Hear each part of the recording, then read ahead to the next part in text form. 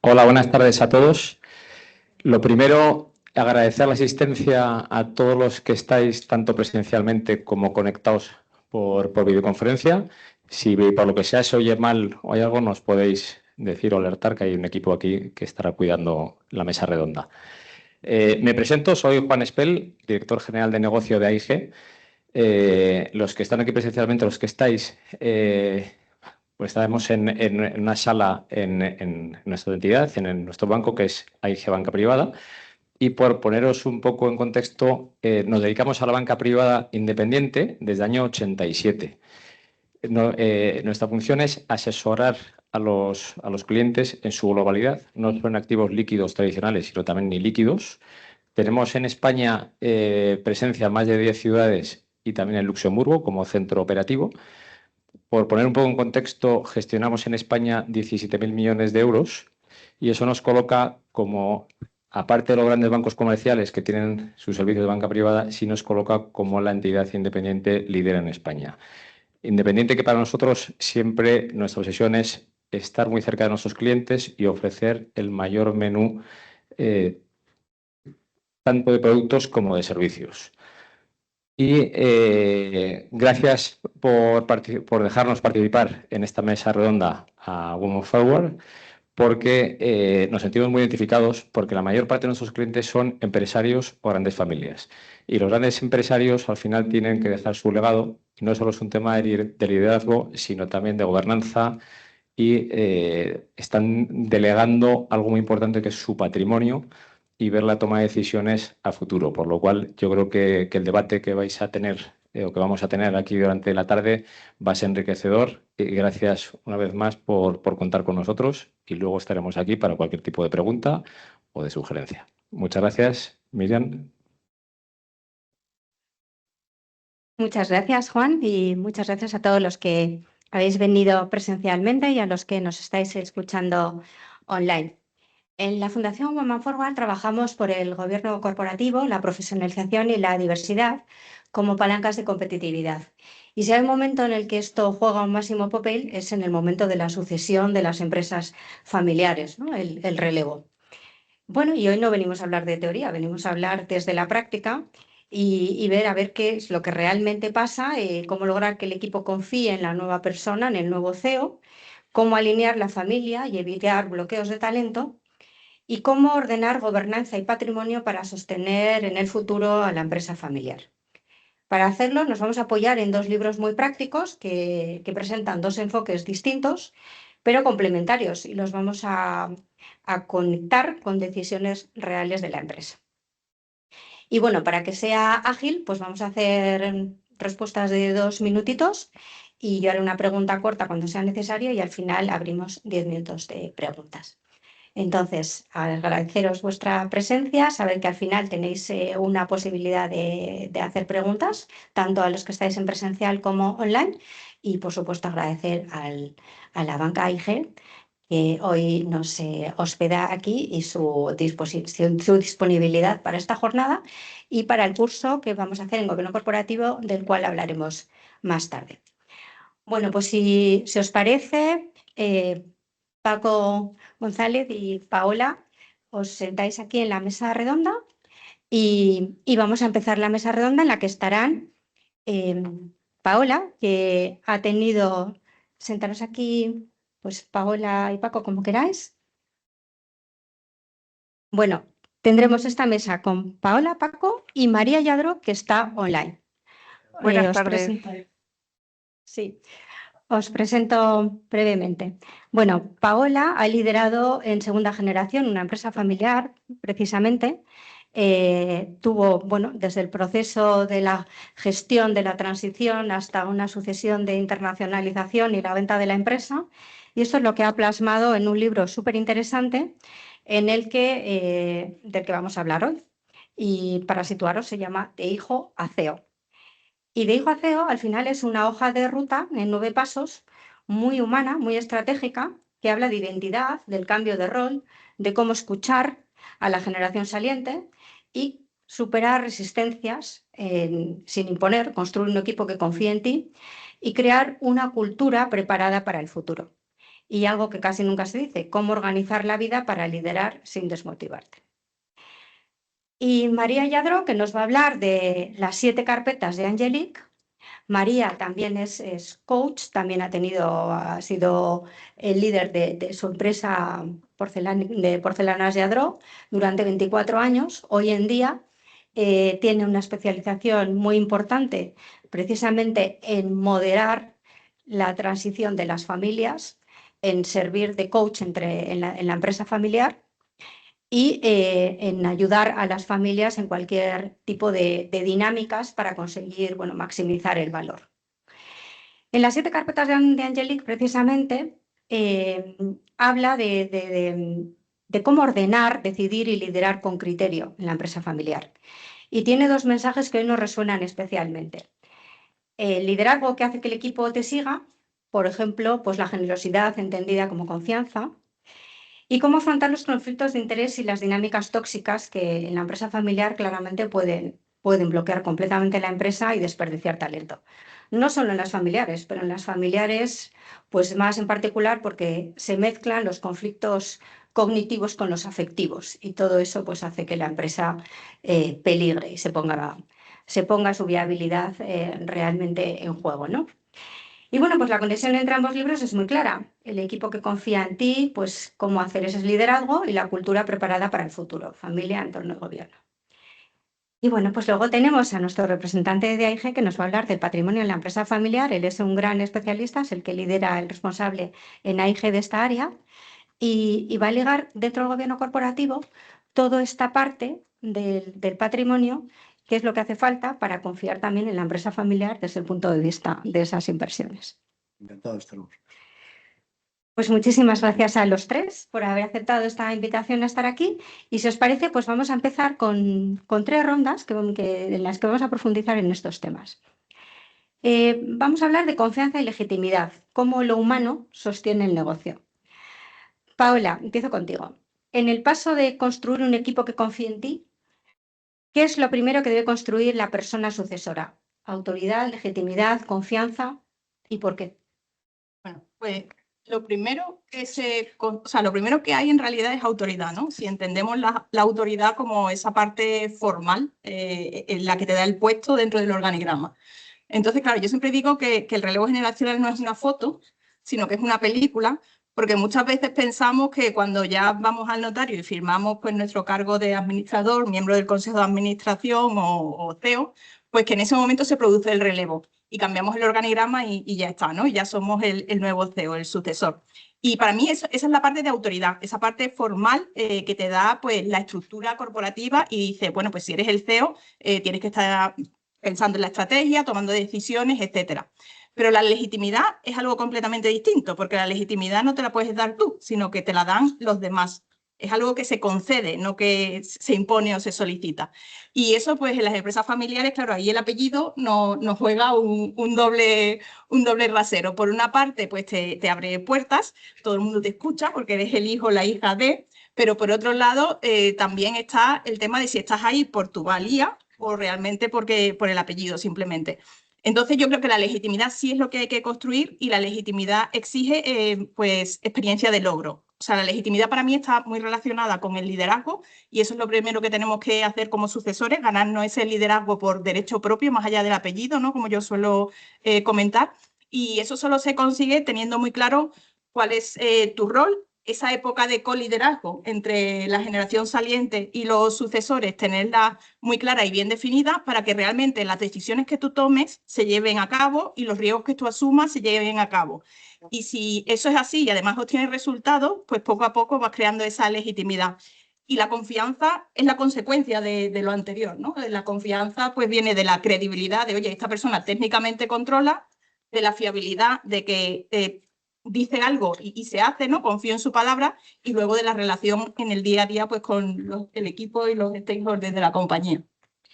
Y brevemente, danos un ejemplo práctico. ¿Qué hiciste tú o qué recomiendas en los primeros 90 días para ganarte al equipo sin imponer? Yo, claro, llevaba trabajando en la compañía prácticamente 8 años antes de llegar a la dirección general, ¿no? Entonces yo, Esto a lo mejor no sé, vamos, yo, si me escucháis bien, por mí, como veas. Entonces yo lo primero que hice, pues, es hablar con todo lo que era la primera línea de mi padre, ¿no? Uno a uno, viendo un poco, pues, qué esperaban ellos de esta nueva etapa, cómo se sentían, cuáles eran sus inquietudes, qué creían que podían aportar a la empresa, ¿no? Esas conversaciones uno a una, yo creo que son fundamentales para que la gente se sienta vista y escuchada, porque al final es el equipo que ha traído la empresa hasta ese momento donde tú relevas. Y después, por otra parte, lo que hice fue, claro, mi padre, primera generación, empresa bastante centralizada a nivel de poder y de toma de decisiones, y la estrategia pues en la cabeza, como yo siempre digo. Entonces yo lo primero que hice fue trabajar en un plan estratégico no muy amplio, o sea, 3 años, pequeñito, éramos una pyme en ese momento de unos 35 trabajadores, cuando yo la dejé de 75, y ese plan estratégico, compartirlo con el equipo y irlo haciendo partícipes poco a poco pues, de esas acciones que íbamos a ir tomando para llevar la compañía hacia donde yo creía. Entonces, esas dos cosas, pero la más importante para mí la comunicación, el trato personal uno a uno. Pues vamos con María. María, tu libro propone 7 carpetas que guían el liderazgo. Si conectamos con lo que dice Paola, ¿qué carpeta hace que la que hace el equipo te siga de verdad en ese momento de transición? Me ha gustado mucho que hablara Paola de legitimidad, porque la verdad es que las 7 carpetas de Angelique van en esa línea, es decir, ¿qué hace que el equipo te siga? Y yo creo que lo importante es lo que está, por ejemplo, en la carpeta 1, que es ser capaz de ser guía y referencia. Quiere decir que unes, que ilusionas, que das un foco, un faro. Pero además, no solo individualmente, sino además intentando ser guía de guías, porque la empresa no se hace solo todo por una persona, por tanto tienes que desarrollar también a otros guías, ¿no? Entonces, ser capaz de guiar. Y la segunda cuestión para mí es la honestidad. Y la honestidad no está en una carpeta, sino que es transversal a varias. Por ejemplo, relacionado con el conflicto de interés. La pregunta es, desde la honestidad, ¿soy el mejor sucesor para esta compañía? Aunque lleve el apellido, ¿hay otra persona de la familia que lo merezca más? Esa, esa es una, ¿no? ¿Me siento suficientemente preparada o lo estoy? Luego, además, la honestidad para no enchufar a personas, a amigos, para no hacer favoritismos. Todo eso es la carpeta 2, que es la de conflicto de interés. Pero hay otra carpeta que es la de la valentía, la número 3, honestidad para decir la verdad, para defender lo que es justo, eh, para, para proteger a aquellas personas a veces que son arrolladas por otros. Es decir, ahí te ganas el puesto, ¿no? En esa honestidad. Y luego, por último, la honestidad a través de la generosidad. Porque es muy egoísta decir yo quiero un buen sueldo, tener autoridad, un buen cargo, etcétera, pero luego no entregar a los demás oportunidades, también una retribución adecuada, información suficiente para que desempeñen su puesto. Es decir, honestidad en las 3 versiones, evitar conflictos de interés, ser valiente y ser generoso. Y si hablamos de generosidad, como dar confianza, ¿cómo se traduce esto en la gestión sin perder exigencia? Bueno, yo creo que no es que haya que traducir, es que creo que van absolutamente ligadas. Eh, si no damos cancha, no damos confianza, ¿qué hacen las personas? Te dan excusas. No estaba en mis manos, no pude hacer, no tenía la información, el jefe me dijo que se lo tenía que consultar todo, esto siempre se ha hecho así. Es decir, que es lo contrario, justamente confianza y exigencia va a la vez. Cuando tú le das a una persona cancha y confianza, la persona siente el deseo de no defraudar y además es un regalo que le hace el CEO o el líder a la persona. La confianza es energía recibida de otro. Y, y en consecuencia creo que lo mejor para poder exigir y estar legitimado a exigir es haber dado a las personas su oportunidad y su cancha. Muy bien, gracias María. Francisco, me voy a la mirada corporativa. Cuando hay un relevo generacional desde la banca privada, de la inversión, ¿qué pesa más en vuestra tranquilidad con terceros? ¿Los resultados del negocio, la gobernanza o la estabilidad familiar? Bueno, los resultados del negocio implican la faceta económica, la realidad económica de la empresa. La gobernanza, pues la dirección que toma esa empresa. La estabilidad familiar, la propiedad. Entonces, si tú me hablas de tranquilidad como socio financiero, como alguien que trabaja con una familia durante mucho tiempo, largo plazo y demás, sin lugar a dudas, la gobernanza. ¿Por qué?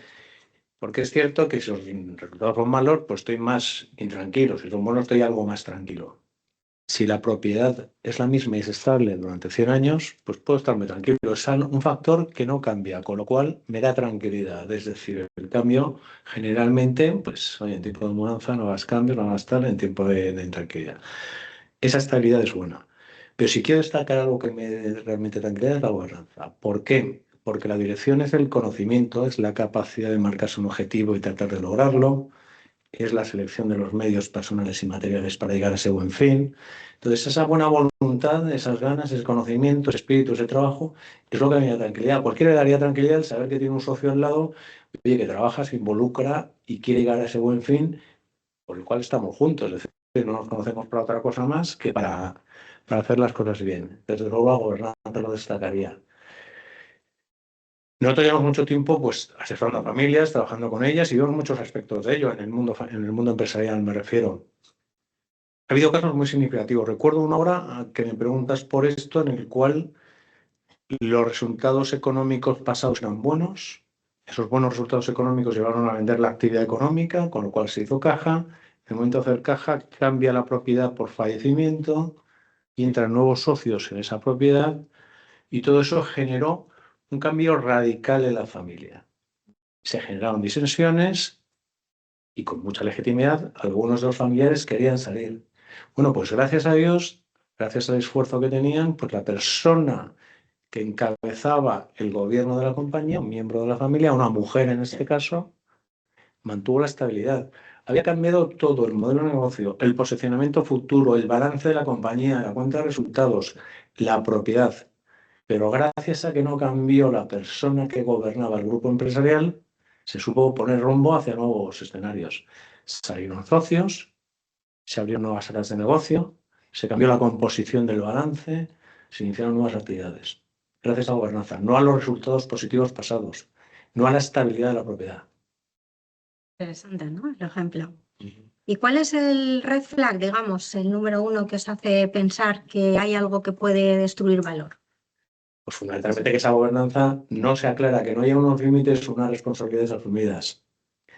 Por ejemplo, si yo me siento a hablar con el hermano 1 de un tema que no dejamos cerrado, y a la semana siguiente es el hermano 2 el que toma el tema y parece que lo voy a cerrar, y me cita para un mes después donde aparece el hermano 3, son 3 eslabones que son mantequilla, es decir, hemos perdido el tiempo todos.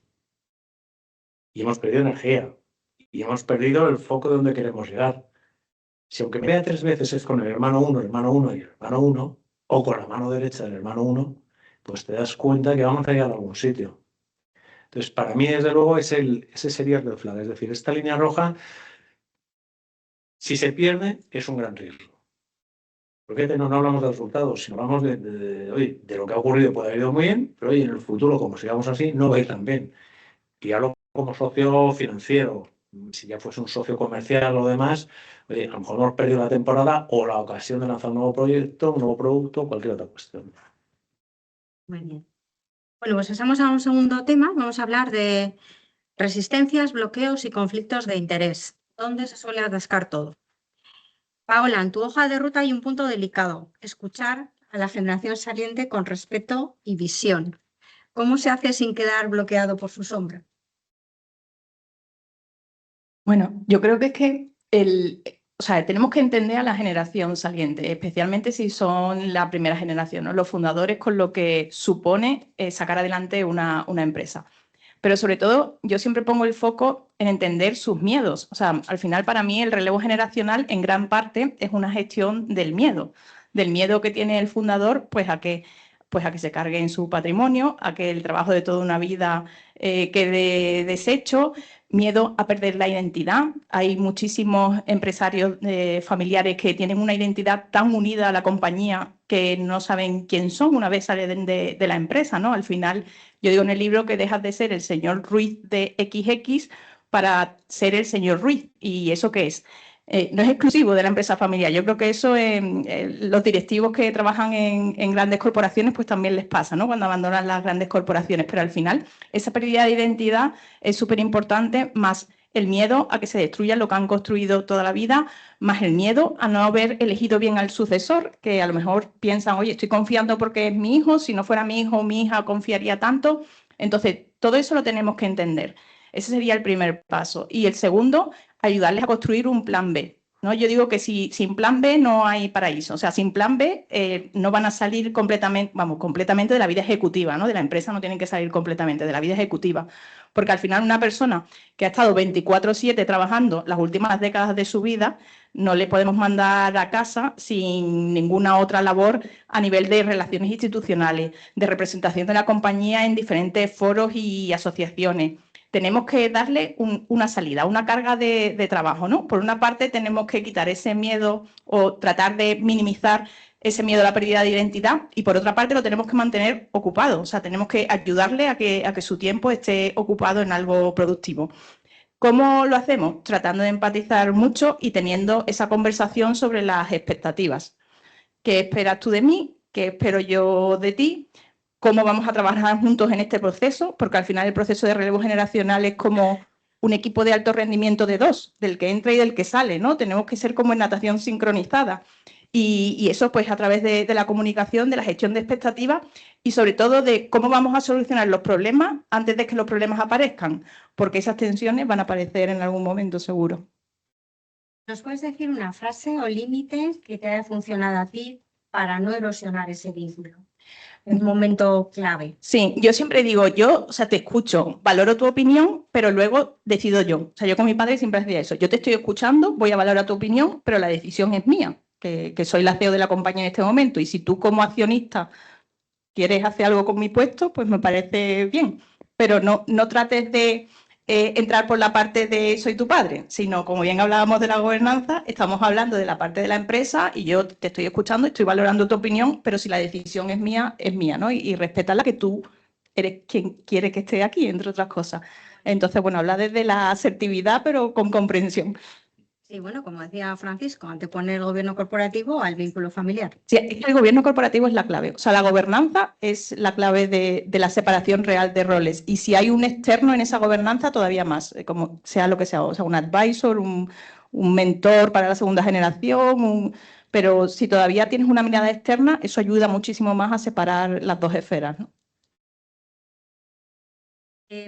María, conecto directamente con tu idea de superar conflictos de interés. En la empresa familiar, ¿cómo se manifiesta el conflicto de interés más típico? Ese que nadie nombra y que lo corta todo antes de que bloquee el nuevo liderazgo entrante en la compañía. Pues la verdad es que yo traería a la conversación ese famoso modelo de los 3 círculos, en el que está la propiedad, la familia y la empresa. Y creo que en algunos casos la propiedad y la familia apoyan que haya un CEO o un líder que además se ha ganado la legitimidad con todo lo que comentábamos antes. Pero hay otras familias a veces que no son tan generosas. De manera que se quedan en procesos largos en los que no acaban de decidir quién es el líder. O que plantean a uno, algunas familias incluso dicen que sea rotativo, lo cual es absolutamente una inconsciencia, ¿no? El tema de la familia también tiene que buscar su legitimidad y lo tiene que hacer con generosidad y con visión de futuro. Yo, por ejemplo, en el caso de la que era nuestra empresa familiar, Me he dado cuenta después también de leer a Paola que estuvimos quizá 15 años creyendo que habíamos hecho la transición y no la habíamos hecho, porque en el fondo siempre la decisión última, la del final del todo, la tenía la generación teóricamente saliente. Entonces, son dos cosas: legitimidad del CEO y trabajar la familia para que realmente encuentre razones de gobernanza, de preservación del patrimonio y de preservación también y fortaleza de su apellido, el hecho de que pueda apoyar al mejor líder. Si tuvieras que dejar una regla simple y aplicable para reducir conflictos sin abrir una guerra, ¿cuál sería? Pues yo lo que haría sería presentarles una hoja en la que aparecen, por ejemplo, 6, 7 modalidades de conflicto de interés. Por ejemplo, la primera: apoyo a mi hija antes que a la tuya, porque sin mirar quién tiene más méritos. O segunda: contratamos a este proveedor amigo porque así me siento importante y quedo bien con él. O en la empresa siempre hay sitio para los familiares políticos. O aprovecho mis contactos de la empresa para hacer cosas privadas. Si hacemos una relación de estas cosas, la mostramos y decimos: ¿hay algo de esta lista que te guste? Y todos tendríamos claro que no, que ese no es el modelo que queremos, porque estas condiciones se ven enseguida que no son las deseables, no nos van a ayudar. Por tanto, después de ver esa lista, el criterio sería: ¿cuál sería la decisión adecuada si no hubiera vínculo familiar o afectivo?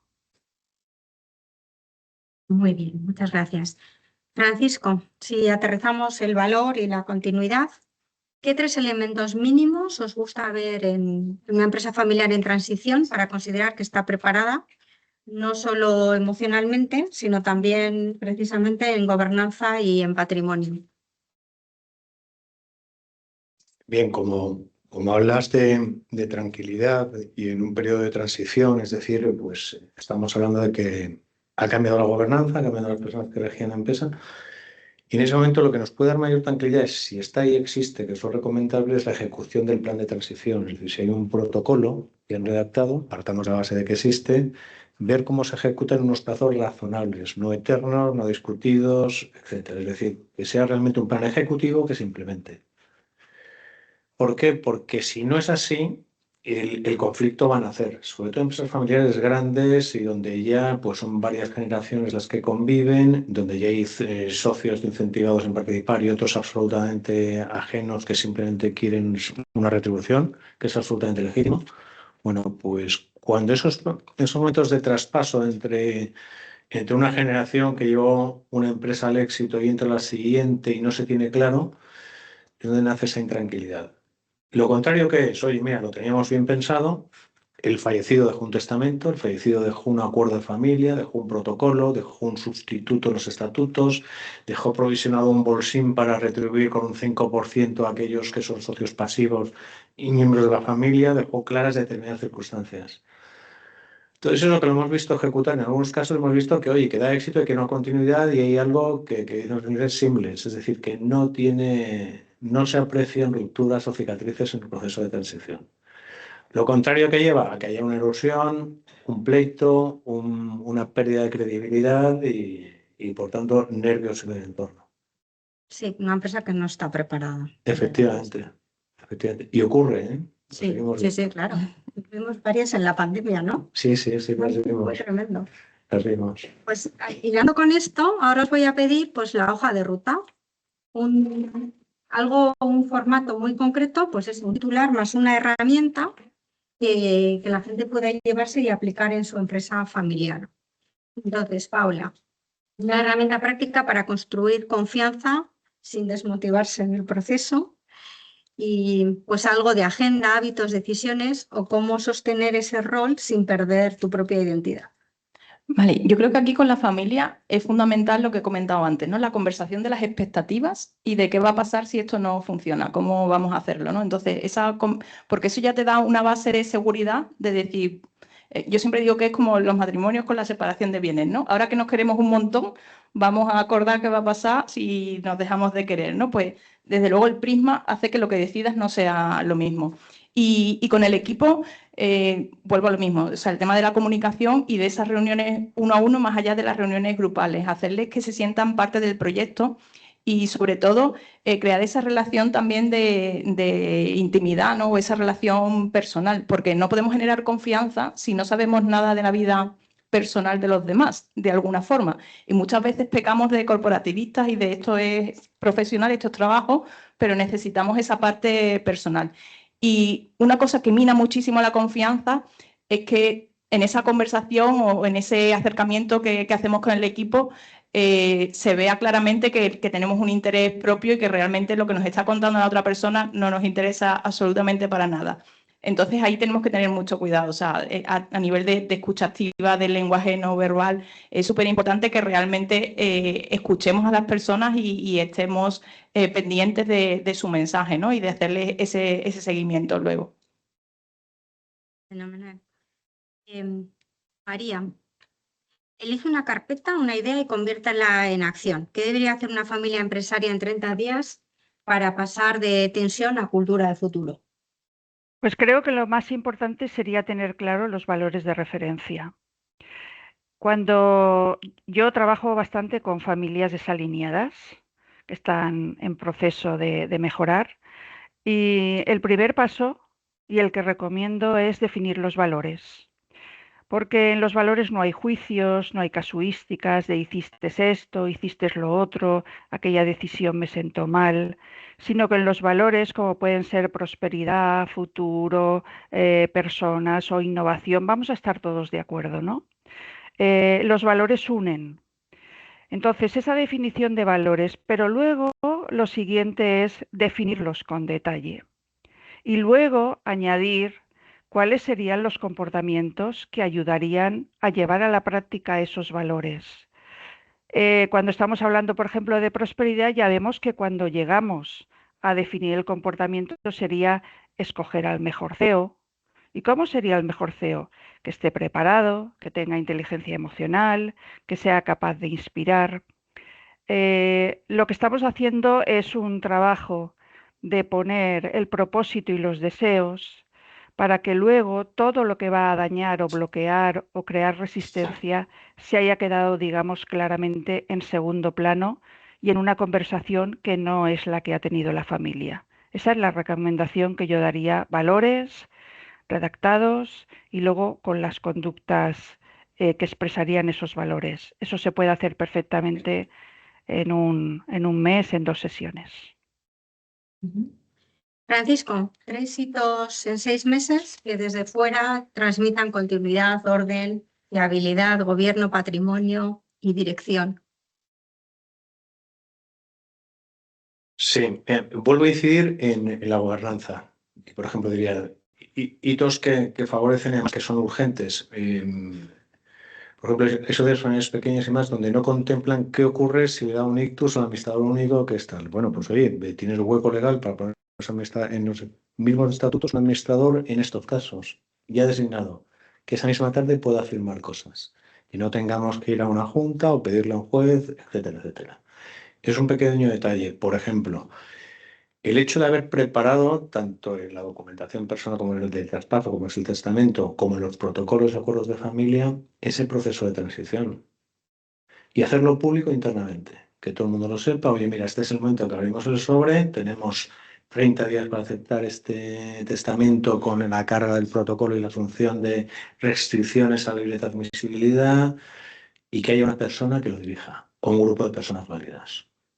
Para que no haya confusión, ahí es verdad, es un momento que es como un barco en una tormenta. Manda uno y los demás obedecen. Si no, el barco se hunde. Pues eso es lo que da tranquilidad. Y la guía, insisto, y perdón que sea tan pesado diciendo la palabra, protocolo, acuerdo de familia y una ruta clara para estos casos de traspaso. Y luego darle también una cierta publicidad o comunicación exterior, que todos los que trabajamos con esa empresa, desde los que trabajan allí hasta que los que somos socios financieros, hasta cualquier proveedor, sepa claramente lo que está ocurriendo. No pasa nada porque se sepa, oye, ha habido esto, hay un cambio y ahora mismo es esta otra persona a la que sustituye en cada puesto al siguiente. Seguimos vivos. De tal forma que el negocio que tenemos, la actividad comercial, industrial, lo que sea, pues no note que ha pasado esto, es decir, que lo hagamos lo mejor posible. Esos serían los 3 hitos a implementar en medio año. Bueno, pues muchas gracias. Yo creo que nos habéis explicado fenomenal varias recetas que hacer y bueno, pues ahora solo nos queda un poco como colofón contaros también la posibilidad de formaros más y conocer más sobre el gobierno corporativo. Entonces voy a aprovechar para presentaros el curso que hemos preparado con la colaboración de AIG, Garrigues Abogados, Llorente y Cuenca y Guay, y sobre gobierno corporativo, que tiene como foco importante la empresa familiar. También hablamos de las cotizadas, por supuesto, de todo el gobierno corporativo de cotizadas, sostenibilidad y ahora también pues, todo el tema de la banca de inversión y fondos de inversión que nos aporta nuestro partner AIG. ¿Podemos la presentación, por favor? Vale, pues estamos en la 10ª edición de este programa, que empezará el 9 de abril y se desarrolla en 8 jornadas entre abril y mayo, pues para que esté concentrado y no sea un conocimiento a lo largo de mucho tiempo que hace perder un poco de perspectiva. Tenía un pasador que no sé por dónde he dejado. Aquí está. Vale, fenomenal, gracias.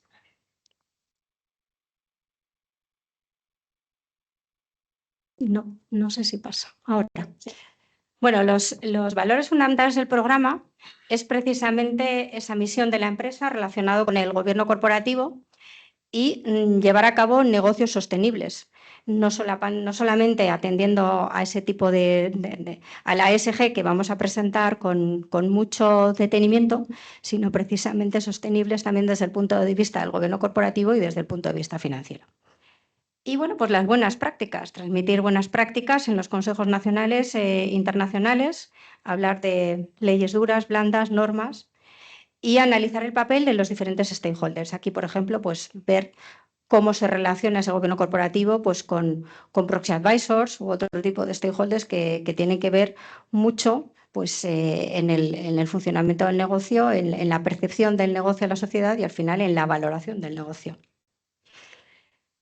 Y bueno, pues esto sería un poco el marco regulativo, el marco de los contenidos clave del programa relacionado con todo el gobierno corporativo, la ESG, riesgos reputacionales y de comunicación, habilidades para constituir una buena dinámica en el Congreso, porque no hay nada que destruya más valor que una dinámica, como hemos visto y nos han explicado fenomenalmente María, Paula y Francisco, que el no tener una dinámica lejos, fuera de conflictos afectivos, cognitivos y donde no esté el gobierno corporativo bien estructurado.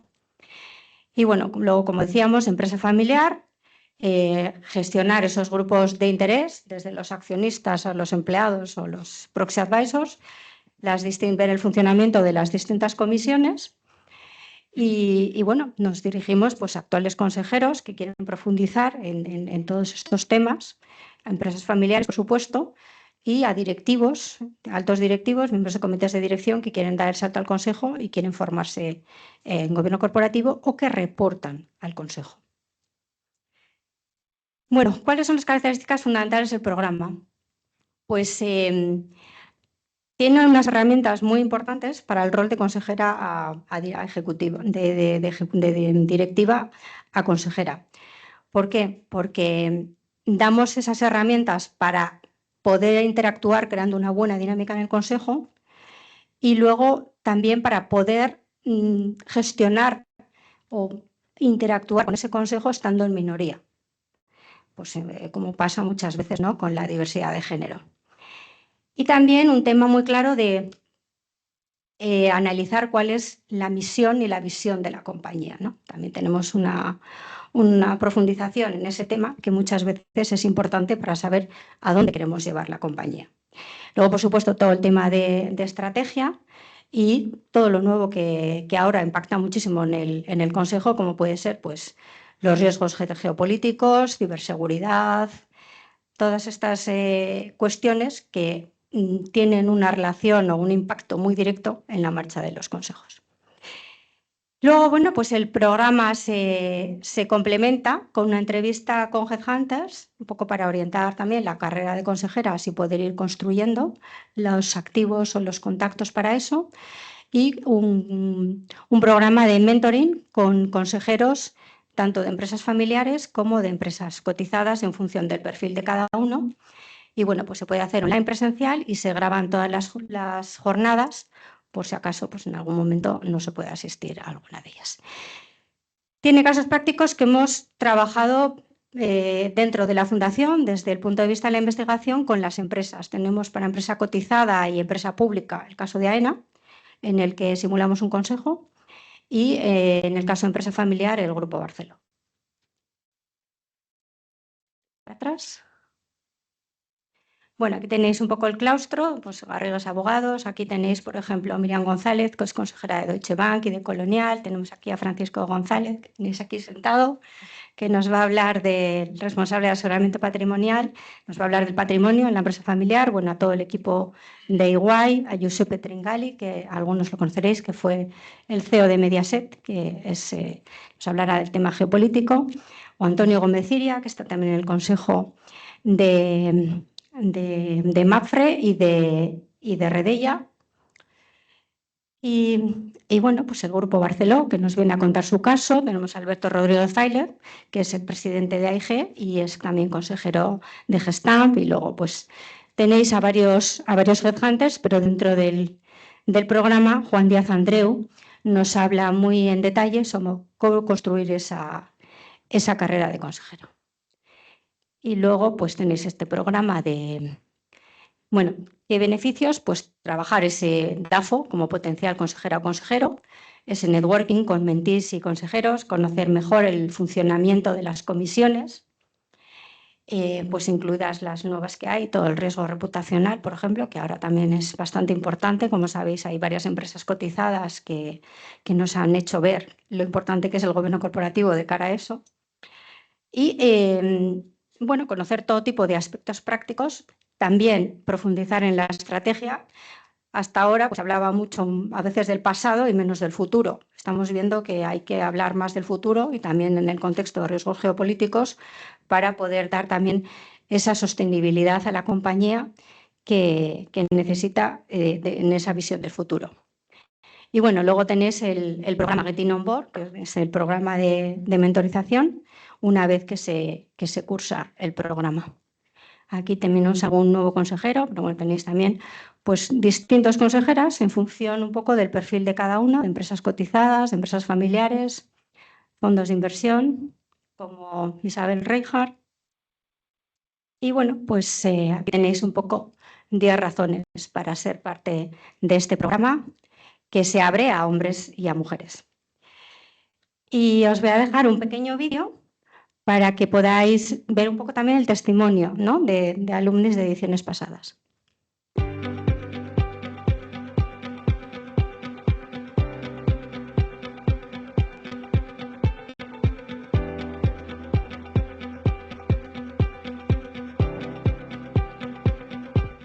Uno de los aspectos más destacados del programa Women Joining Boards es la calidad de los contenidos y la estructura integral del curso. Se cubren temas claves como el gobierno corporativo en el consejo, la planificación estratégica, la sostenibilidad e incluso la retribución. Te dan herramientas para la transición del rol de ejecutiva al rol de consejera. Y además cuentan con un grupo de profesionales excepcionales que comparten sus conocimientos y sus experiencias de una manera muy generosa, lo que realmente enriquece enormemente el aprendizaje. El programa Women Joining Boards propone una combinación perfecta entre una formación teórica sobre el funcionamiento y organización de los consejos y una experiencia práctica a través de casos reales y con experiencias de consejeros de prestigio. Es de destacar toda la organización que se ha realizado.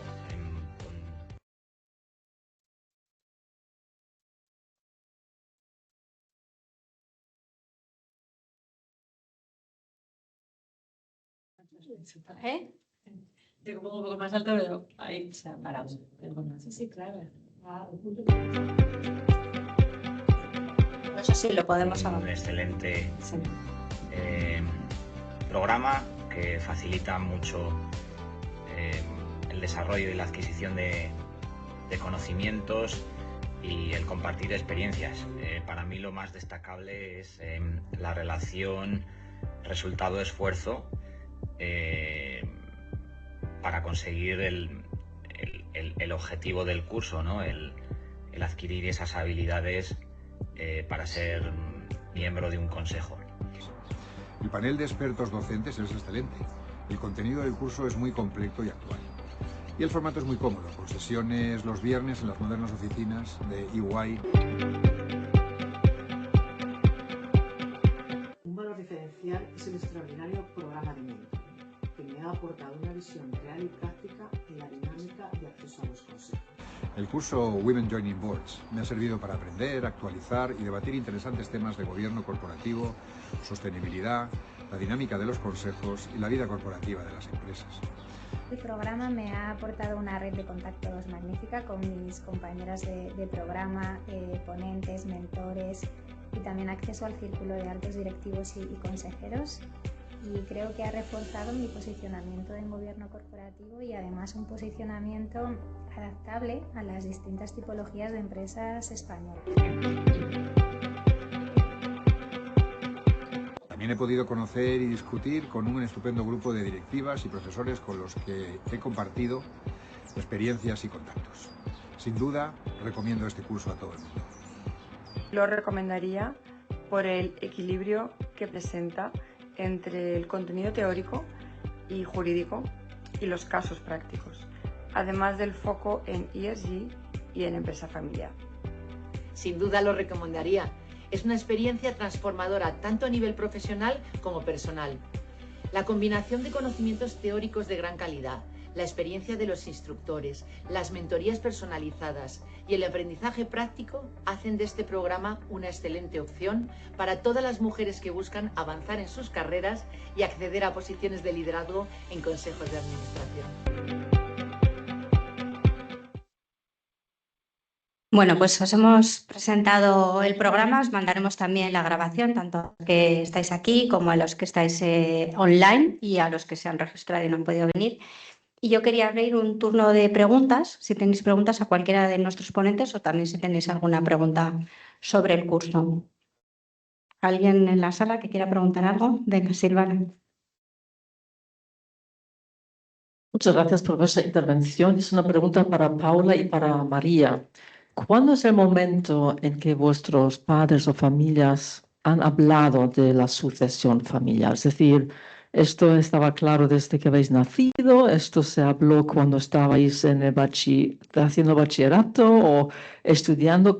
¿Cuándo es el momento cuando realmente no os cogieron vuestros padres y han dicho, vamos a hablar? ¿Y cómo se desarrolla esto?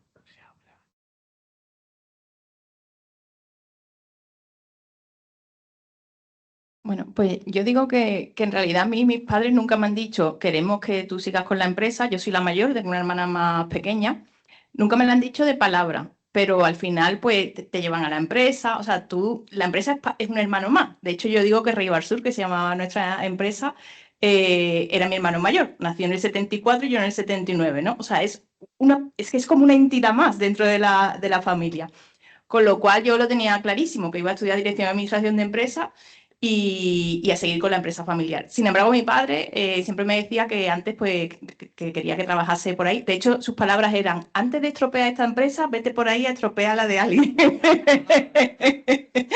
Y de hecho, pues estuve trabajando en banca al principio y después, pues realmente precipitó el que yo me uniese a la empresa porque nosotros hacíamos grifos de cerveza y fue en el momento en que Cruzcampo fue absorbida por Heineken y entonces se negociaba a nivel internacional. Y claro, mi padre no estaba preparado para eso y me dijo, vente, que hay negociación internacional, y así pues aterricé un poco antes de lo esperado en la empresa, ¿no?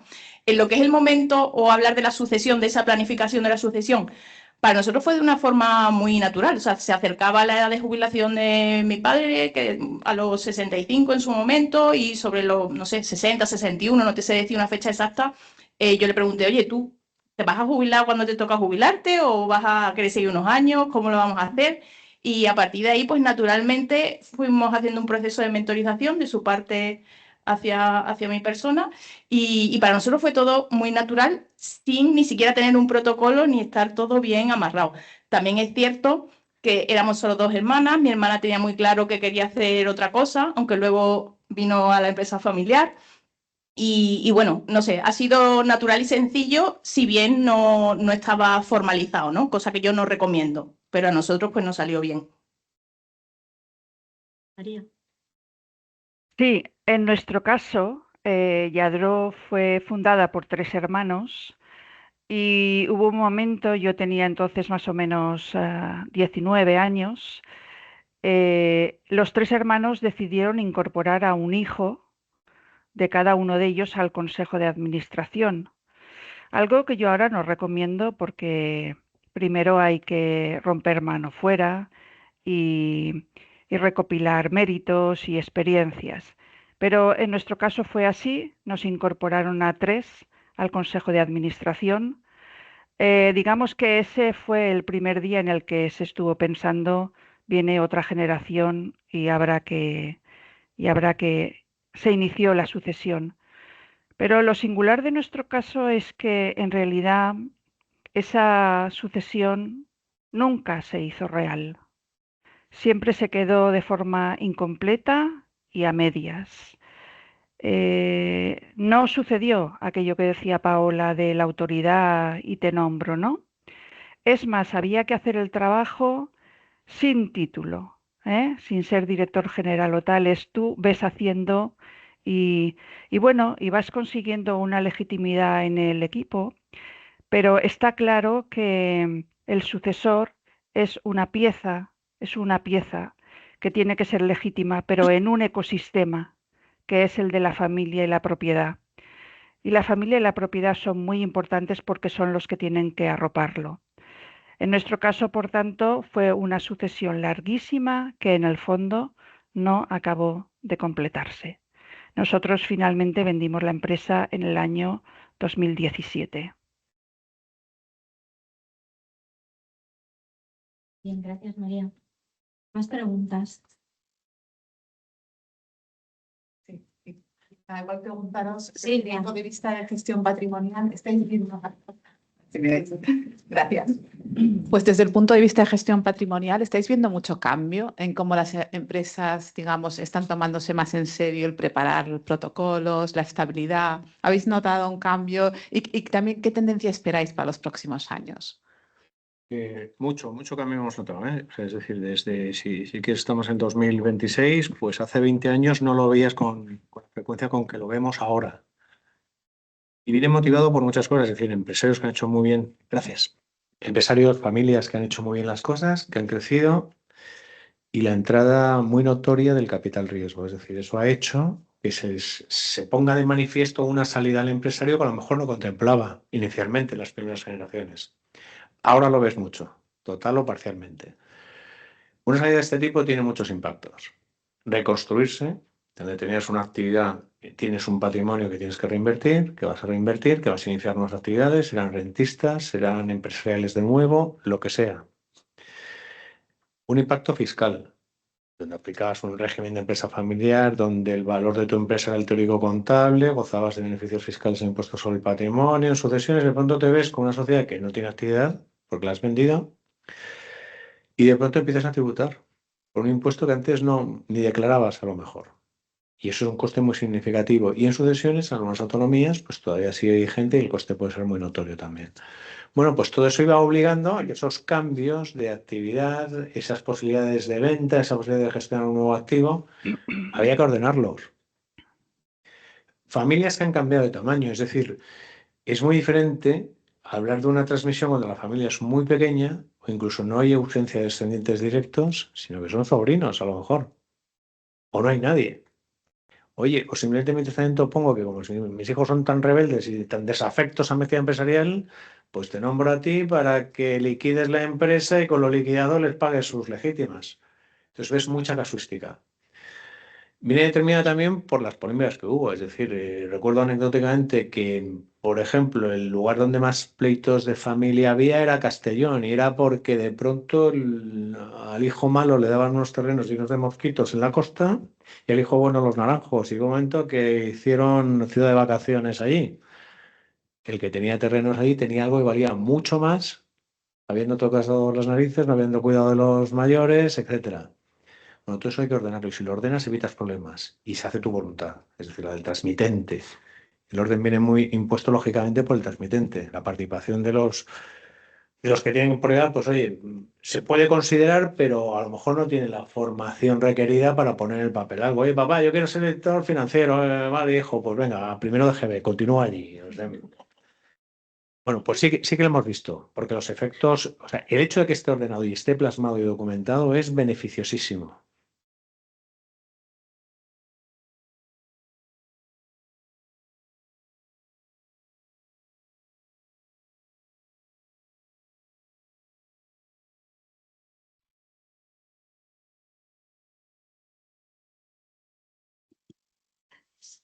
Hola, buenas tardes.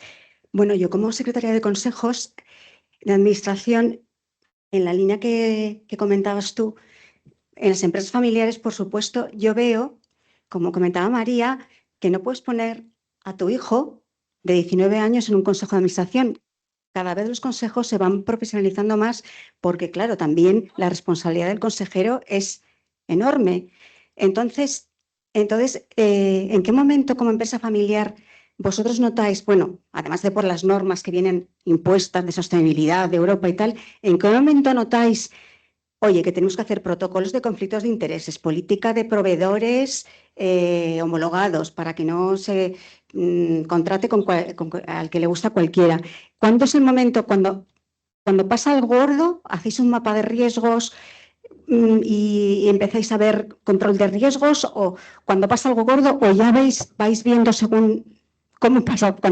O sea, porque claro, a las empresas que están cotizadas o las multinacionales, pues ya vienen impuestas porque la matriz también es cotizada, entonces ya toda esa política ya viene, la vas heredando, la vas ajustando a tu país, etcétera. Pero en una empresa familiar, ¿dónde veis el momento cuando todo esto empieza a documentarse bien para cubrir riesgos, sobre todo de los consejeros y de la empresa? Claro, los conflictos de intereses se hablan, pero muchas veces hay que recurrir a dispensarlos en la Junta porque pueden dañar el interés social, etcétera. Que hay cosas que no sé si llega un momento en que os planteéis decir, esto hay que ponerlo todo, documentarlo, protocolos, políticas. Esa es mi pregunta, vamos, que no sé dónde está el momento porque yo no he trabajado en una empresa familiar.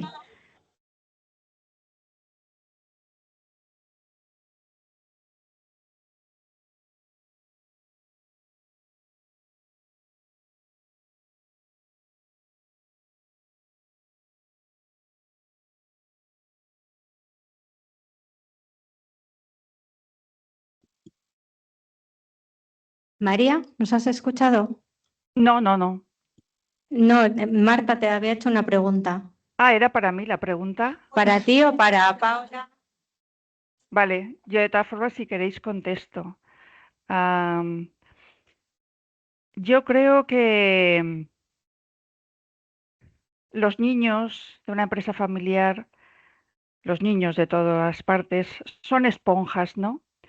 Y creo que con la forma de comunicar para cada edad y para cada etapa hay que ir tratando todos los temas.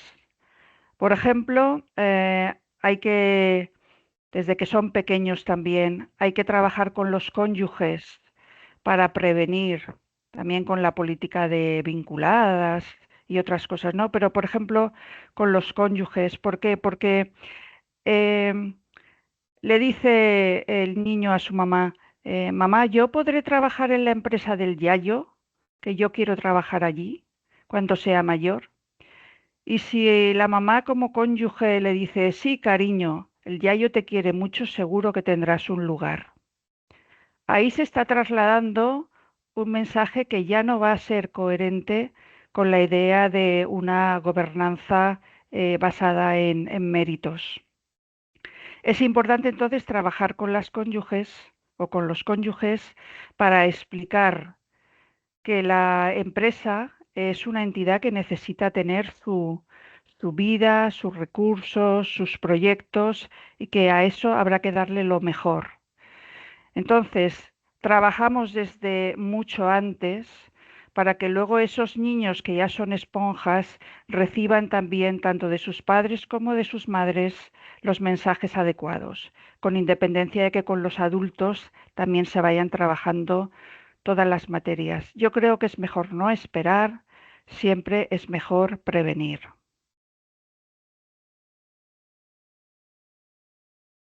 Mira, yo en mi caso, y es también el caso de muchas otras pymes familiares que conozco, ha sido por dos cosas. Porque viene un externo y no tiene que ser un consejero. En mi caso fue un externo de una subcontratación de recursos humanos, de gestión de personas, para profesionalizar un poco el área de personas. Y ahí salieron cosas que, claro, tú estás en el día a día. Y realmente, si no te afecta directamente, esto es como, bueno, si pasa algo ya lo haré, ¿no? Pero no lo tienes ahí. Viene un externo y te saca todas las vergüenzas. Entonces, yo se lo recomiendo al 100%. Y la segunda parte, que tengas clientes que sí sean cotizadas o sean multinacionales y tiren de la cadena de suministro y te llegue a ti diciendo, oye, esto y esto. Y tú dices, ¿esto qué? ¿La huella de carbono? El no sé qué. ¿Esto, de qué estamos hablando? Y a partir de ahí te pones las pilas. Para mí, esas han sido las dos vías de ponerse al día con todos estos temas que al final, pues bueno, dentro de la dinámica y en pymes familiares, la verdad es que no los tienes como parte de tu agenda. Está en esa parte de algún día lo haré, pero ese día nunca llega. Bueno, tengo que decir que yo hice el curso de Management Boards hace 3 años, que ahora ha cambiado mucho, pero fue genial. Gracias. Mariel.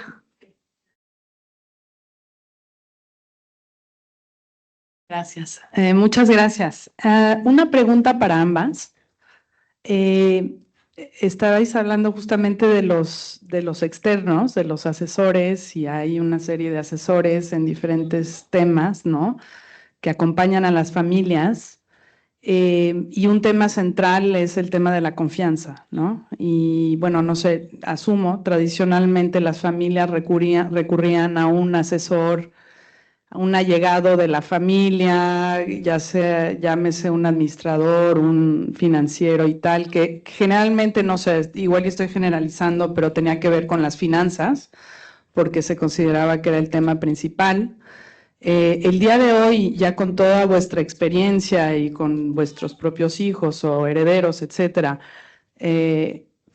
¿cómo se hace la selección de esos asesores basada en la confianza cuando no se conoce a la persona? ¿Cuáles son los criterios de selección para poder escoger a esos asesores de una manera astuta? Porque pues es una gran responsabilidad. ¿Cuáles serían a vuestro parecer los criterios principales y importantes para hacer la selección de estos externos?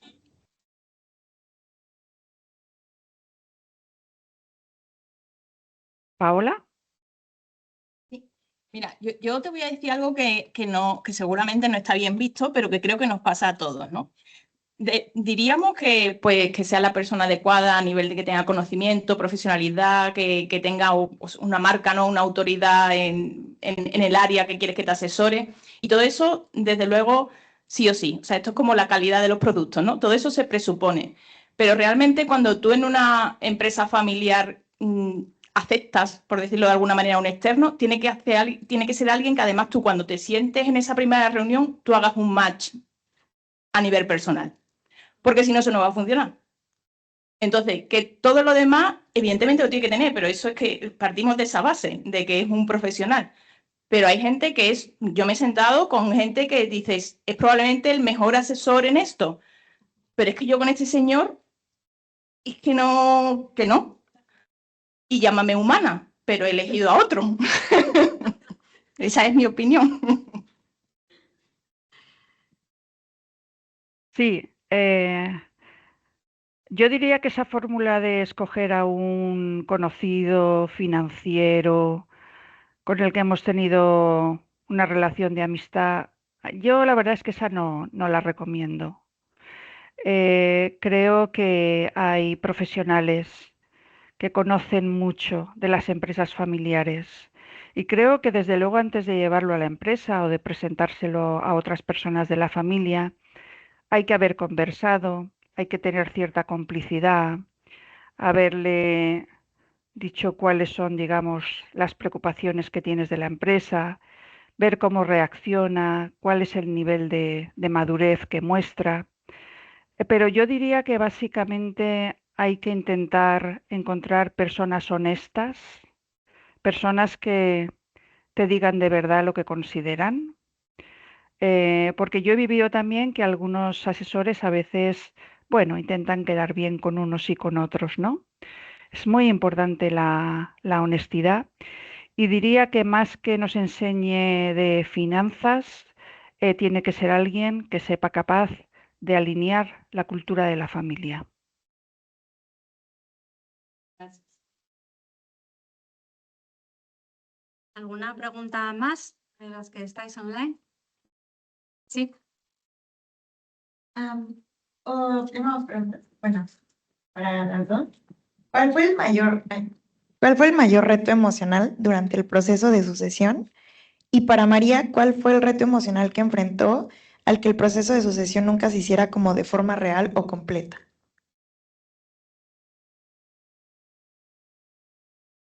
Creo que el mayor reto emocional lo tienes todo el rato. O sea, a mí no se me quitó. Primero, no me di cuenta de que lo tenía hasta que no vendimos la empresa y no se me quitó hasta que no vendimos la empresa. Al final, ese pensamiento ahí latente de estaré defraudando, o sea, ese lo tienes todo el rato. O por lo menos yo lo tenía todo el rato, ¿no? Cuando eres hija del dueño. Porque, y aun cuando a mí los resultados, la verdad es que siempre me han acompañado, ¿no? Yo también he tenido suerte. Siempre he dicho, si a mí el relevo generacional en vez de 2011 me hubiera cogido 2019, viene el COVID en el 20, no estaríamos hablando del mismo tipo de relevo, evidentemente. A mí me cogió un periodo en el que no pasó nada extraordinario a nivel económico y los resultados me acompañaron. Pero aún así, eso siempre lo tienes, ¿no? Ese miedo a defraudar. Que por otra parte, yo en el libro digo, quítatelo porque a alguien vas a terminar defraudando. Es imposible dirigir una empresa y no defraudar por una parte o por otra. Pero yo creo que ese es el mayor reto emocional, que por mucho que tú intentes en la empresa estar con tu gorro y tu rol de CEO, al final tú eres la misma persona y estás con tu rol de CEO, pero dices, si lo hago mal aquí, en realidad estoy defraudando a mi padre, a mi madre o a mi familia, ¿no? Aunque sepas que es otra esfera, que lo sabes, que podemos separar todo lo que queramos, pero que no somos Dr. Jekyll y Mr. Hyde, que tú te acuestas por la noche y eres la CEO hija persona. Entonces yo creo que ese es el mayor reto, conseguir que eso no te afecte, ¿no? En tu día a día y en la toma de decisiones y en la asunción de riesgos, claro, porque es que hay que asumir riesgos en las empresas. Sobre el reto emocional, ¿cuál es en esa transición que no se realiza? Yo creo que hay una parte de frustración, pero la verdad es que si tienes el hábito de escuchar a la generación saliente y tienes una cierta dosis de humildad, pues al final lo vas llevando y se te va pasando el tiempo, ¿no? Yo creo que el reto emocional es después, cuando ya ha pasado, darte cuenta de lo que no estábamos haciendo bien. Cuando yo hice el test que propone Paola, ¿no? Para saber si la transición se ha realizado, ella dice también, te puedes sentir incómoda. Sí, yo me sentí incómoda, ¿no? El reto es superar ese conocimiento que uno tiene ahora, esa conciencia de lo que no hicimos bien, ponerla al servicio de otros y no machacarse mucho más. Es decir, todas las cosas que pasan en la vida tienen un aprendizaje. El reto emocional es ponerlo al servicio de otros y seguir adelante. María, yo creo que el mayor reto y la mayor virtud al final es perdonar. Si sabes perdonar dentro de la empresa familiar, muchas cosas yo creo que como tú dices, ¿no? El verlo ya con la perspectiva y decir, bueno, pues ha pasado, lo hicimos así, lo mejor que pudimos. Y el perdón yo creo que también es muy importante para mantener unida la familia y muchas veces también la empresa, ¿no? Ujú. La verdad es que nos damos cuenta que ayer hablaba con una persona, eh, él es el CEO de la empresa, tiene 2 hermanos más y, por ejemplo, comentaba la generosidad de su familia para nombrarle a él CEO, ¿no? Entonces hablábamos de cuáles serán los elementos de éxito de su empresa. Si no hubiera existido el valor de la generosidad, él no hubiera podido llevar a cabo una estrategia. Por tanto, la estrategia es importante, pero los valores del ecosistema que hacen posible que eso ocurra son todavía más relevantes.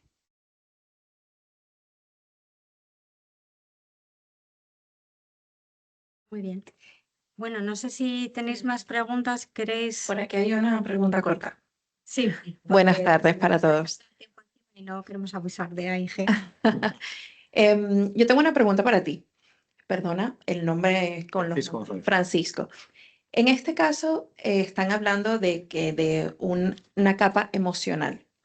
¿Cómo afecta esta capa emocional directamente en la gobernanza, patrimonio, riesgos?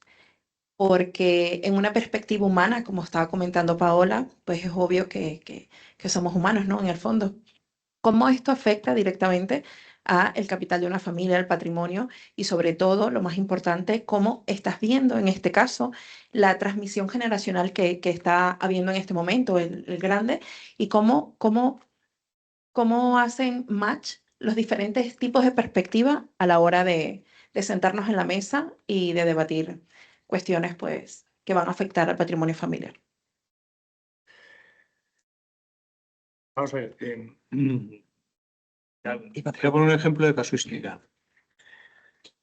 Nosotros fuimos testigos de, bueno, y está ahí, de una familia que transmite, puede ser un patrimonio importante, sector inmobiliario, y quienes lo reciben, sin más, vía testamentaria, son 3 menores de edad.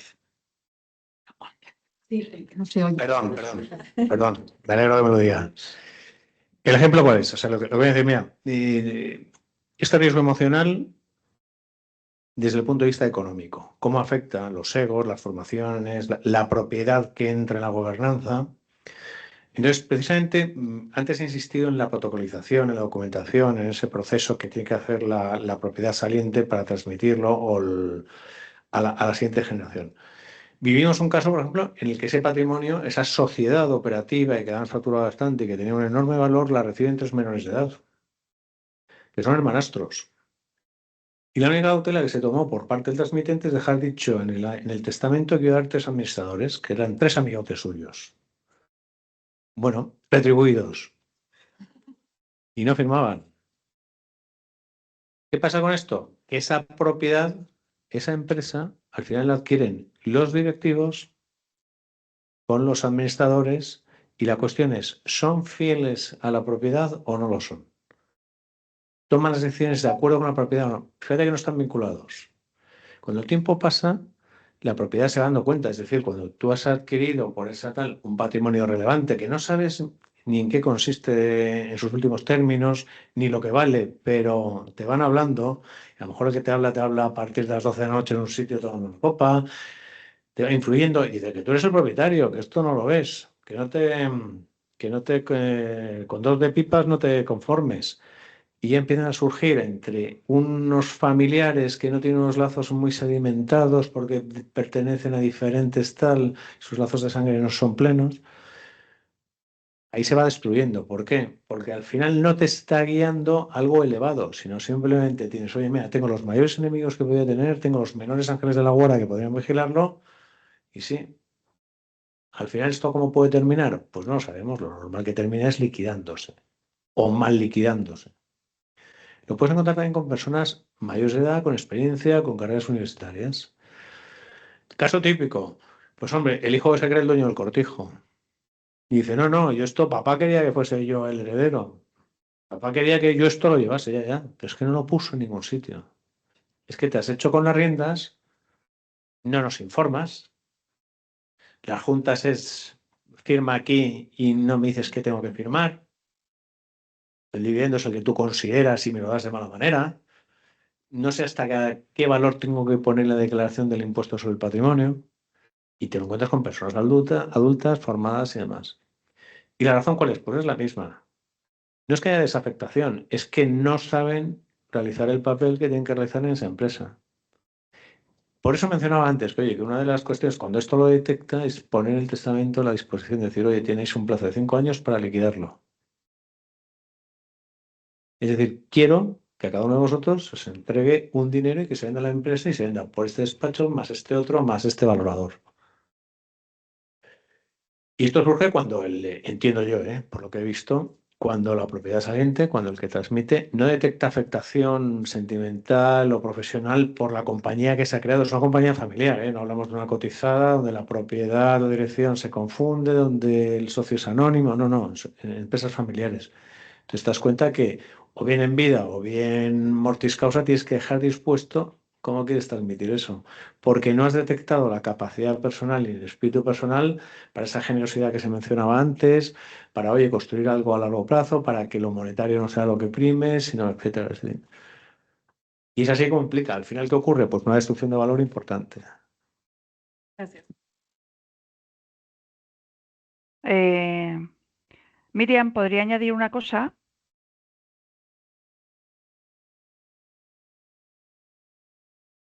¿Sí? ¿Nos oyes? Sí. Sí, ahora. ¿Puedo añadir una cosa? Sí. La verdad es que la fortaleza de una familia es que las emociones se puedan alinear y las emociones jueguen a favor. El orgullo de pertenecer, también cuando se habla de la reputación de una familia, de un apellido. La parte emocional es importante, pero la parte emocional bien entendida. Muy bien. Perdona, bueno, yo solamente quería hacer un comentario. Creo que cuando se funda una empresa, el deber primero del que la funda, aunque luego puede crecer, puede pasar a las siguientes generaciones, desde luego, lo primero que tiene que hacer es el protocolo familiar y un plan de sucesiones importante, porque luego pasa lo que en muchas familias pasa. Yo me encuentro en esa situación ahora mismo, ¿no? Que por no haber hecho un plan de sucesión como Dios manda, por no tener un plan de familia, por no tener un consejo de familia y todo eso, resulta que la segunda generación y a la tercera nos deja todos estos problemas. Yo creo que el que funda una empresa tiene una idea y es suya la idea, es suya, que no es el patrimonio de los hijos, es su idea, es su empresa y tiene esa obligación, igual que es responsabilidad de los padres, dejar la herencia a los hijos bien hecha, para evitar que luego se peleen.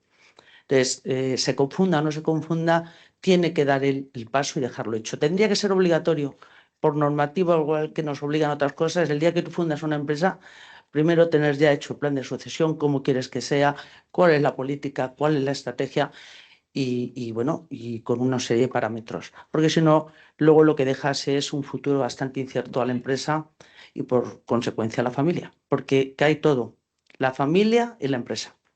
Gracias. Pues muchas gracias por tu aportación. Lo que ha dicho Francisco, ¿no? Al final es todo gobierno corporativo. Es eso lo que pasa, es eso. Bueno, pues si os parece, pues si tenéis más cuestiones, pasamos y las comentáis ya en un pequeño networking que, bueno, va a ser reducido ya a la hora que es, pero bueno, que aprovechamos de ello. Y bueno, a los que estáis online, daros las gracias y bueno, pues nos vemos en futuros eventos de la Fundación. Como sabéis, trabajamos mucho todos estos temas. Ya habéis visto el curso que tenemos de formación, pero también tenemos un círculo de altos directivos y consejeros y directivas y consejeras donde estamos en contacto cada mes con algún tema. Así que os animamos también a que os hagáis miembros de este círculo. Gracias a todos. Muchas gracias.